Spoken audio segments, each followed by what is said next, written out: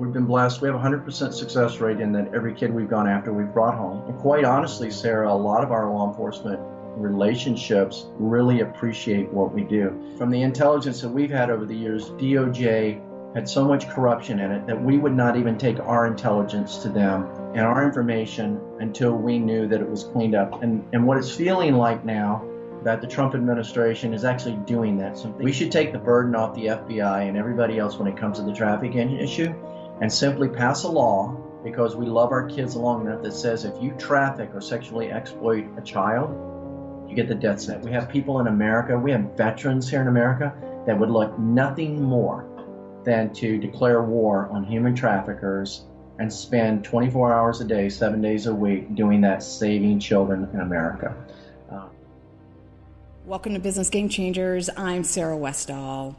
I have a true American hero coming onto the show today, and his name is Bazzel Baz, and he runs a child rescue program. He is past CIA. He's done a lot of top secret operations. Now he's dedicated to doing those same operations, but saving children's lives. He's been doing this for over 20 years. And his organization has never failed at rescuing a child. And they're ready to go. They're ready to ramp up and be larger. And they have proven themselves. They have a success record of over 20 years. They have the best people in the industry, and they're ready to combat and take this on and put an end to human trafficking. I am really excited to bring this interview forward because of the heroes that are involved with this. As anybody who's watched my show for any length of time, or many other shows, we know how bad the human trafficking problem is in our country. Donald Trump just last week said that human trafficking is the worst it's ever been in history.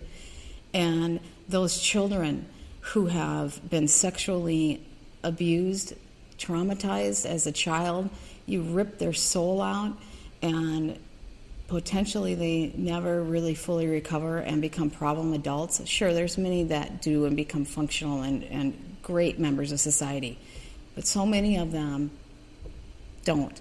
And we end up creating a major problem in our society. If we can't take care of our children, who can we take care of? And so this is a true American hero, and I'm very honored to have him on my program. And so let's introduce Bazzel Baz. Hi, Baz. Welcome to the program. Hi, Sarah. How are you today? I'm great. Thank you so much for joining. I have heard such good things about you and the work that you're doing, and with the child rescue. I want to ask you, how did you get involved in that? I got involved with my nonprofit. Actually, they started up back in 1993. I think a lot of people remember the war in Mogadishu, Somalia. We had an operation there called Operation Restore Hope. A lot of people won't remember that, but they will remember the movie Black Hawk Down. So it was that kind of period right in there. I was a part of a few CIA teams that had inserted earlier. And during my operational time there, along with some center spike guys, which are attached to Delta, day-to-day operations, we stumbled upon a couple of little girls that were dressed differently, hiding underneath some debris. And we left them there the first day as collateral damage. But that evening, we all wrestled with it. It was just something that was heavy on our hearts. And as the circumstances were turned out, which was actually kind of miraculous, we actually decided the next day to go back and get those little girls. And we got them into an orphanage that just happened to be established in the middle of the war zone. And then when I got back to the States, just started asking questions. What's happening to American kids? Where are they? And I think at that time, Sarah, there was 150,000, according to the FBI, missing, maybe a little bit more. And it was really low priority, and no one could really give me enough satisfactory answers as to why we weren't rescuing kids. And so I just took it upon myself to start rescuing kids, unbeknownst to the agency. I was in the CIA at that time, so whenever I got a break, Thanksgiving or whatever it may be, I went out and just did it. And when you do something long enough and you're successful at it, you just keep doing it. I felt called to do it without sounding over the top religious. I just felt like that was exactly where God wanted me to be. And Yeah. kids I do are know. precious. They're precious, and I believe they're precious to God. And we just continued to grow. And over the course of time, more special operations guys would call me up and say, "Look, I want to get into this, and I know you can't pay anything. You don't pay salaries, but I just want to do it." So that's where we are now. We've been blessed. We have a 100% success rate in that every kid we've gone after, we've brought home. That's amazing. We generally try to operate once local, state, and federal law enforcement has been exhausted. That's where we get involved, or we get involved when there's kind of dangerous territory, whether it's overseas or here in the United States, and that's how it started, and that's where we are right now. We stay under the radar quite a bit. We have an above the radar website, which is www.recoveryofchildren.org.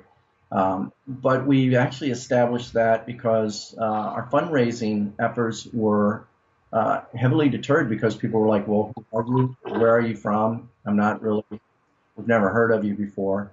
And so we did that as our little bit of marketing, so to speak, and exposure above the radar. But other than that, our tradecraft and our operations, we still keep it pretty quiet. We keep our strategic partnerships very quiet. Our relationships with law enforcement, very quiet. I just spent a week with the FBI going over a few things in regard to trafficking and other things. So that's it. I'm in it. I'm in it for the long haul. It's such important work. Okay, one thing that you said that I want to ask you about is it's a low priority. Now, why do you think it's such a low priority? Well, I don't know if it's such a low priority now. I just know in 1993 when I started, it was a low priority. I think it was trafficking of children was sort of unheard of throughout the ranks, society, law enforcement. Number two, it was just unbelievable that children could be trafficked. There wasn't the onslaught of child pornography as it is now, so that would make people wake up and go, "Whoa, what's happening here? Where's this coming from?" There's just a number of factors, in addition to the fact that law enforcement is generally under budgeted and overworked. And they do the very best they can. And then we've got terrorism, we've got white collar crime, and the list goes on and on and on, and it's quite exhausting. So I just think that, when you look at a lot of the red tape that it takes to just get into a case for law enforcement, and then you do the case, and then you've got to do all that write-up and all that kind of stuff, it's a pretty heavy burden. So for us here at ARC, we're not trying to stop bank robbers. We're not trying to do white-collar crime. We do one thing, that's go rescue a kid. And so that gives us a little bit more flexibility, and we avoid the red tape. We're American citizens. An American citizen is missing. There's no law that prevents us from going in looking. There's no law that prevents us from finding, and there's no law prevents us from rescuing or getting with our law enforcement partners and saying, "Hey, look, here's the kid that was missing. Here's the kid that was kidnapped or it's being trafficked," and getting them involved. And quite honestly, Sarah, a lot of our law enforcement relationships really appreciate what we do. Because we're working on an entire case and an entire intel package. And then by the time we're at that stage to rescue the kid, here's everything they need. Here's all the evidence they need to prosecute. So we're building more and more of those relationships. Well, and there's a lot of police and law and FBI that are really good people that feel that they don't have the resources they need. Is that correct? Same with CIA? That is correct. Well, CIA is not a law enforcement agency. They're an intelligence gathering agency. But they do more than that, right? They do operations and things, but keep going. They do operations. They do a lot of other things too. That's correct. But yes, you are right on target with that, in that there are a lot of amazing law enforcement personnel out there, and they want to do the right thing and they want to do good things, but they don't have all the tools For example, we have systems in place, technical systems that far exceed anything the U.S. government has right now. But that's not uncommon when you look at the fact that the civilian tech world is on the move at 100 miles an hour. Yeah, it is. So they're always creating something new, something better, something whatever. We learn the language a lot faster when it comes to what the bad guys speak, the pedophiles speak, or the traffickers speak. And oftentimes law enforcement is so inundated with what they have to do that they can't go back and spend the time to relearn all that. So we always open our arms up to all law enforcement to say, look, you want us to come in for 3 days and train your people on what trafficking is really about, not what you think it is about? You want us to come in and teach you how to learn this language or share our systems with you to some degree on how you can find these people within 24 hours like we're finding these people? I'd be more than happy to do that. So, well, in your process, you're learning about what it's really about. How do we take down the head of the snake instead of the, we want to save every child, but we could save many more if we start taking down some of these trafficking networks. What are you learning that, that we can start doing some of that? Here's what we've learned over the 20-some years with the intelligence that we're gathering. There are multiple layers when it comes to child trafficking. There are the people within the inner cities or other places, that the pedophiles or the child traffickers that run that small business, that small perverted business, basically. Awful, weird, yeah.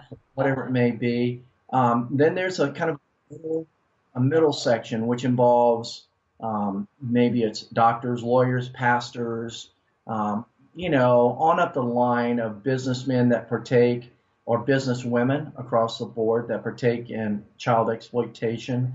And that is quasi-organized, and sometimes it's more organized. For example, when there's the big, the big NFL games and stuff, you can certainly find organized crime there and organized trafficking there. And then there's this other really interesting level, and that is at the highest levels of power in government that involves powerful leaders of countries, satanic cults, child trafficking within Congresses. We saw a lot of that with Pizzagate, and then there's that weird level which protects their business, so to speak. So if we look at last year, we're looking at a $26 billion global business. You have to realize that that's very sophisticated to a great degree, and that people are going to protect that business model because it's about money to a lot of. Now, it's about perversion, it's about evil, but it's about children being a commodity. So intelligence that we've collected over the years definitely points to those three cultures within our society, if that's a proper way of saying that. And one of the things that we're starting to see now, which I'm very proud of, is with the Trump administration. And I'm not political, I'm just a patriot. And just so you know, I don't believe we have Republicans and Democrats anymore. I believe we have patriots and globalists, and more of our intelligence shows that to be true as well. So I think we have a fight going on within our own country right now that a lot of Americans aren't willing to take a look at. But going back to the Trump administration, I think yesterday or maybe last week, I received intel that 2,300 people had been arrested, pedophiles, for child trafficking and all that. And you remember when we had the incident happen with Wayner's computer? Yes. And what's interesting about that, Sarah, is that why haven't those names been exposed? I know. Why? It's on those computers. And I know that to be the fact because when the day that went down, I contacted my NYPD sources and I said, what's the story on the computer? And one asset there said, well, Comey and the FBI came in, they took the computer and they're holding it for evidence. And I asked him, I said, you guys did download the computer, didn't you? And he laughed and he said, of course we did. Of course we did. So the word at that time was they shut down 5 police chiefs. NYPD was, hogtied, so to speak. And that stuff disappeared. The questions that the American public are asking now is like, what happened to that? What happened to that investigation? Exactly. The names, and how come we're not exposing those names? I don't have the answer for that. I just know that from the intelligence that we've had over the years, DOJ had so much corruption in it that we would not even take our intelligence to them and our information until we knew that it was cleaned up. And what it's feeling like now, and I'm not at the White House, but it's feeling like that the Trump administration is actually doing that. Some things are getting cleaned up in DOJ, getting cleaned up kind of all around. So to answer your question, I'm sorry to go full circle with this. That's great. But to answer your question, until we can clean up all of that and identify the head of the snake, we can't cut it off. And then that requires accountability, that requires great courage, and that requires somebody at the highest levels of our government saying, we know that 50 people are complicit in the crime, that the last 20 years they've turned a blind eye to things, but guess what? Things are changing now.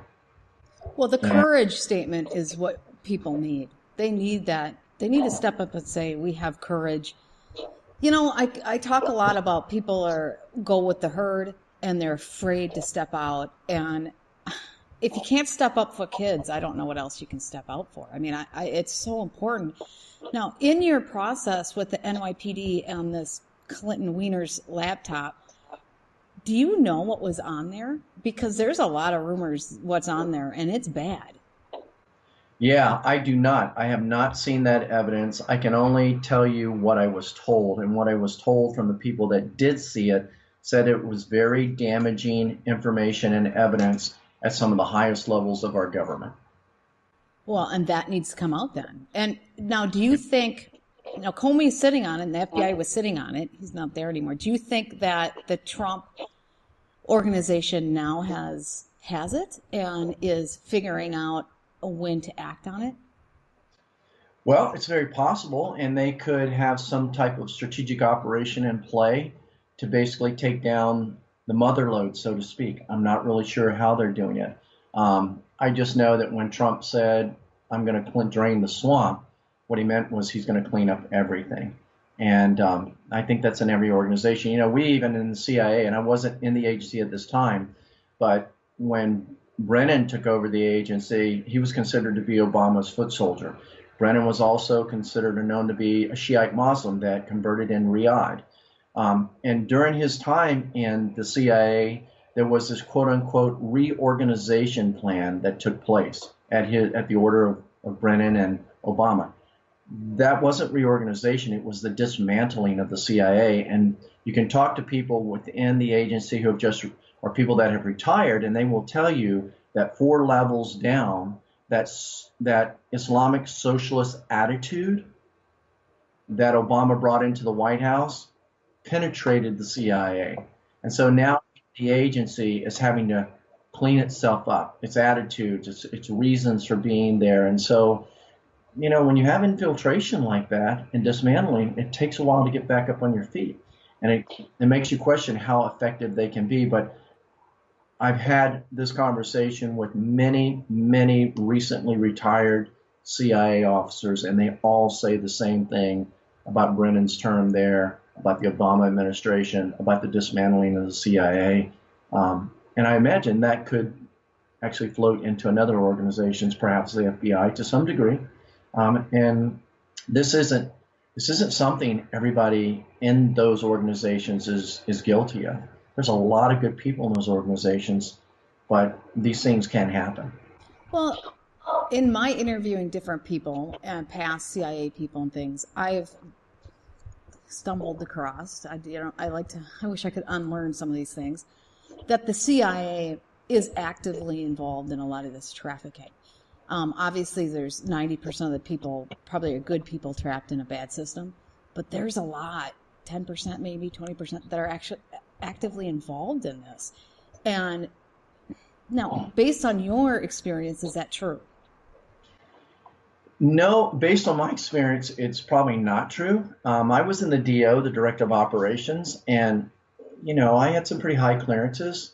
It is true that the organization is highly compartmented, and that's for security reasons, but after my time there, I would have thought I would have heard something about that. Now, I've heard people say this many, many times, but I never ran across it at all. Nor did I run across people that were involved in those type of operations. But again, if any organization is compartmented and it's tight enough, it's always possible that something can happen within an organization that the rest of the organization would not know about. I mean, even if it was civilian corporations, there are things that take place and people aren't aware about it. Like Monsanto. Monsanto produces some pretty nasty pesticides. Monsanto does, genetically modified things that people aren't agree with. I don't agree with it, but I'm sure there are people within the organization that may not know that or have known that, and then once they find out, they can make a choice to leave. The problem with compartmented organizations, whether it's the FBI or the CIA or NSA or whatever it is that it's exactly that. It's compartmented, it's tight, and if there's an operation that's highly classified, none of us may know about it. I will tell you this, that if there were people who are great patriots within the CIA that did find out about that, you would see things happen within the agency with the IG and stuff like that. I do not think that would be tolerated. I've run in, there are a lot of really great people in the CIA. I mean, they love this country. They have great faith. They take their job seriously when it comes to the threat of terrorism. They still question things like anybody else. I've had discussions where now people within the agency are questioning 9/11, how the buildings fell. It's like, well, they should be. It's like there's some obvious issues there. It's not adding up. But think about this, Sarah. If you're the low guy on the totem pole, or you've only had, you're a GS 12 or 11, all these things that you may know, and you want to change or you want questions about, you're powerless in an organization. It's the guys at the top of the food chain, the SISers, that are either going to make the difference, or they're going to stand tall or toe the line or whatever it may be and try to do something about that. It's like right now we have the FBI and they're going through some pretty heavy stuff. And I've talked to some FBI agents who are saying, yeah, we know some corruption existed. We don't agree with this, but what can I do? I have a kid in school. I need a paycheck. And my voice won't be heard even within the organization. I think that's pretty much the standard operating condition in most government organizations and a lot of corporations, to be honest with you. What can we do? I agree with that. And that's why I say it takes courage. Yeah, but the people who are in positions to make a difference really need to stand up. And with the FBI, my understanding is there was a big internal fight going on, and it's still going on, of corruption versus not corruption. I just think we need to have zero tolerance, because without having that, the trafficking organizations can thrive. I mean, if they're not gonna prosecute people, obviously we've been sitting on this thing with the Comey, the NYPD files for a long time. Yeah, I don't know what they're going to do about that. And as far as the infighting within the FBI itself, I hear it, I read about it in the newspaper.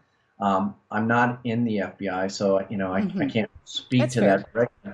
But I will tell you that I agree 100% with you, Sarah, that there should be a no tolerance rule, and I'll tell you where that no tolerance should actually be. We should take the burden off the FBI and everybody else when it comes to the trafficking issue, and simply pass a law, because we love our kids long enough, that says if you traffic or sexually exploit a child, you get the death sentence. Yeah, you're done. You're gone. That's you're it. Done. That's the worst. That's the worst offense we can even think of.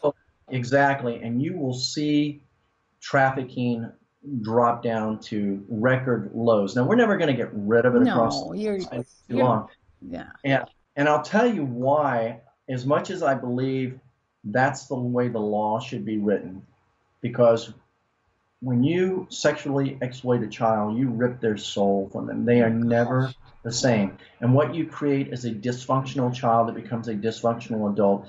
And in itself, that is not good for our country in the future. And if we're thinking about the future of our country like we should be as good Americans, then we should be protecting our most valuable asset, which are our children.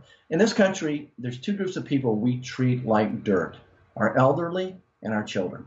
And we've got to get past that. We've got to get out of the me world, the selfishness that exists. I got to get mine. We've got to think the way our founding fathers actually thought, which is, look, I'm an adult. I'm going to sacrifice for my country, and that means taking care of my kids, taking care of those, and My honoring parents.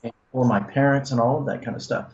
And we do that now. But here's the interesting thing. I think it will be a battle, an uphill battle, to get a law like that passed. And here's why.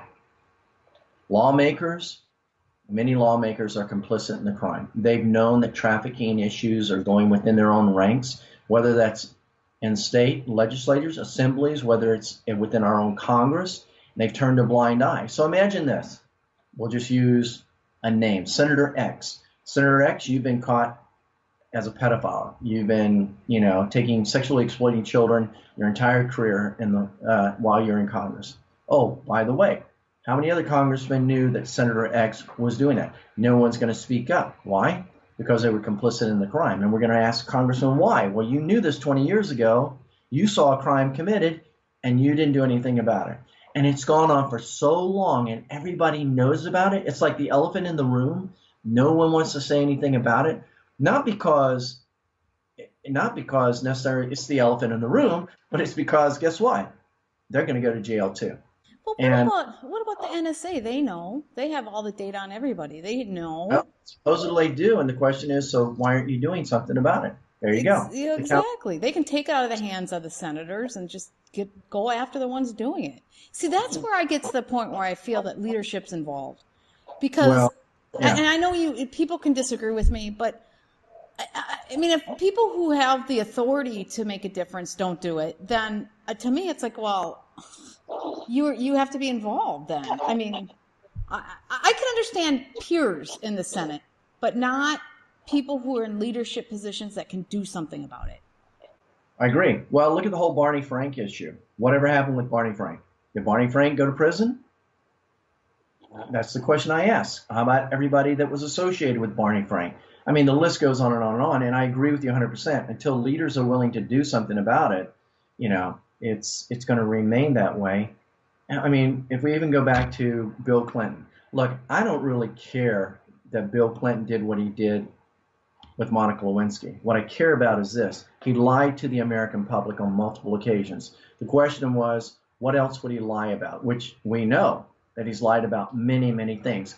And if you do that and you're in the highest office of the land, what example are you setting for those younger Americans that are, wanting to strive to become? Exactly. Setting the wrong example. So why isn't he? And he got reelected. So the system was so corrupt then that we allowed that. And we've got to stop allowing that, which goes back to your zero tolerance thing. And I agree 100%. And it takes leaders to do that. The question is, who's going to do it? We're going to do it on our level. We're always pushing it.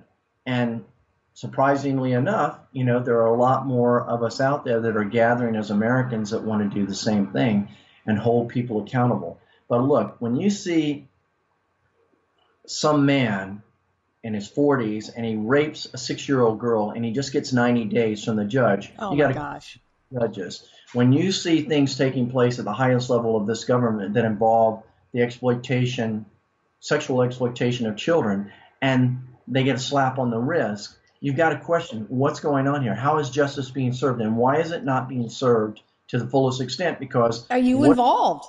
I mean, how are you involved? It's not like, are you involved? Why are you? What do they have on you? How are you involved? Because that's bullshit. I'm sorry.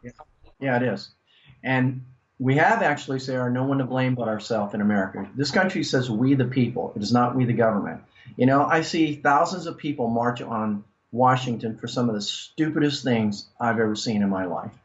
And yet they will not stop to gather in the masses to march for the welfare of children and basically say, guess what? We're throwing you out of office unless you protect our children.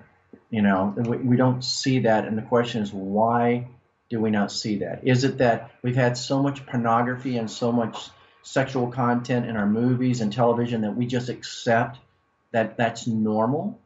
I don't. But we don't have that going after a 6-year-old. I mean, nobody. No, but you do have organizations that believe that that 6-year-olds are fair game. Here's an example.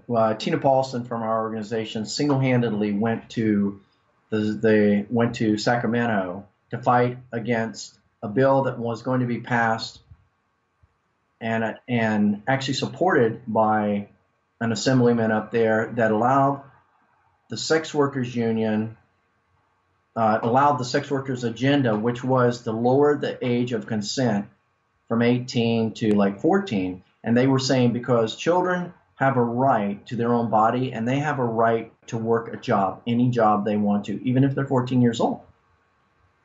So there you go. People trying to pull the age down there. So what do you get? You get a 14-year-old prostitute. Now, are there 14-year-olds being prostituted? There are. It's illegal. But now we would make it legal?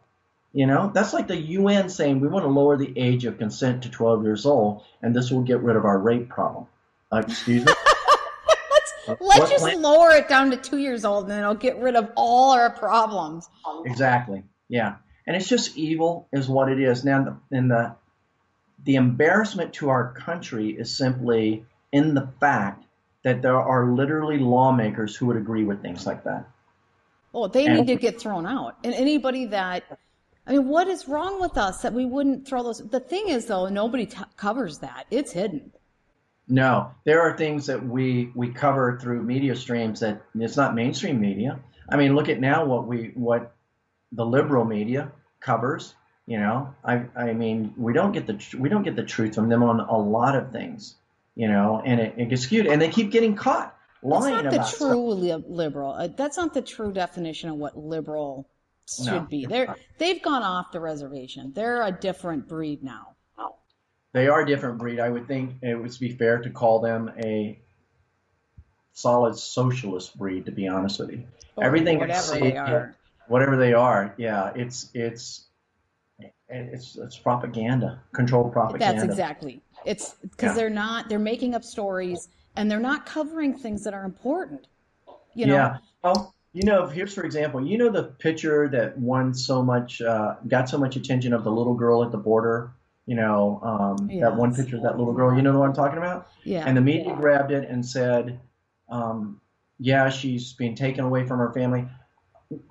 I know the guy who took the picture. And she was not being taken from her family, and she is still with her family. I mean, I just had this conversation 2 days ago with Michael Watkins, and Michael and I are actually going to meet with that photographer, actually, who took the picture. And so the media, whatever part of the media took it, they ran with it and painted this picture of a little girl who had been separated from her family, and that wasn't the truth. At least that wasn't the truth about that photo and about that little girl. Well, the same with the kids behind the fence. That was just a prop fence that was brought for a rally. Well, there you go. Exactly. You know, and then Time Magazine has a picture out this week of Donald Trump. It's a white background, kind of stark, looking down at this little kid crying. You know, that's all prop, and it's all timed. You know, so it's all. They're together doing. Now, this border issue and trafficking through the border and all these things, this has been going on for a while. I mean, it's not like Trump moved in and suddenly he created all these problems. He's trying to fix this stuff. I mean, my husband's Mexican. My children are half Mexican, and they're actually dual citizens. I'm the only one that's, not a dual citizen. I'm just a plain old American. Right. So I have a little bit of clout being able to talk about this without being called a racist, you know? do. And I'm sorry, my husband's like, he's 100% behind Trump in trying to fix it. I don't know if we all agree on everything he's trying to do, but I totally agree with fixing a lot. The DACA stuff, my son's girlfriend is a DACA person, and it's a nightmare for these kids. Yeah. Don't put them in limbo land. Fix it. Clean up things so there isn't a trafficking black hole. I mean, it's just, like you were saying before we got on air, there's more to it. There's the economy, there's jobs, there's all these things. But it's all just a big game that they're playing to try to get at people's heartstrings, and it's all BS. Yeah, it is clearly understood now from we who have served in Washington, D.C., and I hope the American public hears me when I say this. I have absolutely nothing to gain from what I'm going to tell you right now, and that is the Democratic Party, if we can even say they're Democrats anymore, is using everything it can to pull Trump down, because Trump has the ability, or the Trump administration has the ability, to really fix these things. And